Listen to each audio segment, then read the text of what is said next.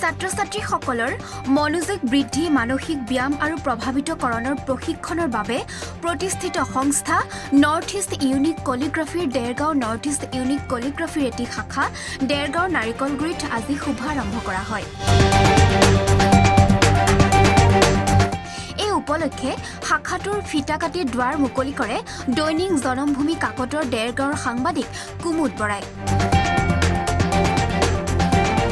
দেৰগাঁও শংকৰদেৱ শিশু নিকেতনৰ আচাৰ্য বৈশিষ্ট্য কাকতিয়ে আঠধৰা আৰু মিলনপুৰ CECৰ সঞ্চালক পবিত্ৰ কলিতাৰ পৰিচালনা কৰা এই দ্বাৰ মুকলি অনুষ্ঠানত নৰ্থ ইষ্ট ইউনিক কলিগ্ৰাফীৰ গোলাঘাট জিলাৰ তত্ত্বাৱধায়ক মৌচুমী শৰ্মাই 6 বছৰৰ পৰা 14 বছৰৰ ছাত্ৰ-ছাত্ৰীসকলক এই কেন্দ্ৰত 14 দিনীয়া এক প্ৰশিক্ষণৰ জৰিয়তে হাতৰ আখৰ উন্নীতকৰণ প্ৰশিক্ষণ প্ৰদান কৰাৰ লগতে কিদৰে পৰীক্ষাত ভাল ফলাফল লাভ কৰিবলৈ সক্ষম হয় তাৰ এক প্ৰশিক্ষণ প্ৰদান কৰাৰ কথা উল্লেখ কৰে।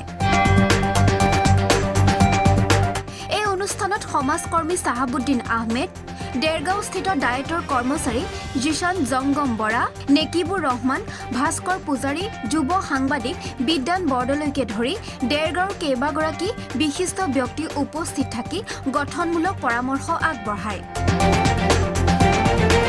শাখাটোৰ প্ৰশিক্ষক সৈয়দ ছাকিল মাৰুফ ৰাজাই শাখাটো আগবঢ়াই নিয়াত সকলোৰে সহায় সহযোগিতা কামনা কৰাৰ লগতে ইচ্ছুক ছাত্ৰ-ছাত্ৰী তথা অভিভাৱকসকলক 8638086181 অথবা 6026714445 নম্বৰত যোগাযোগ কৰিবলৈ আহ্বান জনায়। আজি সঁচাকৈ এটা শুভক্ষণ, শুভ দিন।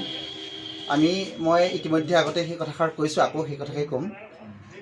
আমি সৰুৰ পৰা বিশেষকৈ আমাৰ দিনত, এতিয়াতো অলপ বহুত এতিয়া আমি দিন ক'বলগীয়া হৈছে যদিও আমাৰ বিশেষ বয়স হোৱা নাই, যিটো তৎকালীনভাৱে সময়বিলাক খুব সলনি হৈছে, ব্যৱস্থাবিলাক সলনি হৈ গৈ আছে খুব কম দিনৰ ভিতৰতে।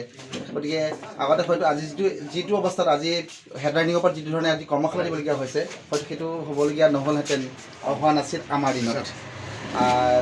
গতিকে এটা খুব ভাল পদক্ষেপ গ্ৰহণ কৰিছে আৰু সকলোৰে সহযোগিতা কামনা কৰিছোঁ। আমিও আমাৰ ফালৰ পৰাও যিমানটো পাৰোঁ আমি নিশ্চিতভাৱে আমি ইয়াত সহযোগিতা আগবঢ়োৱাৰ কাৰণে আমি অভিভাৱকসকলকো আহ্বান জনাম। দিনত আমি হাতৰ আখৰ সম্পূৰ্ণ ঠিক কৰি দিওঁ।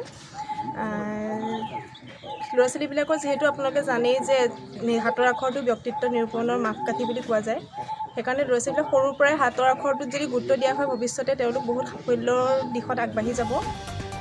দেৰগাঁৱৰ পৰা বিদ্যান বৰদলৈৰ প্ৰতিবেদন, ৰিচ টাইম।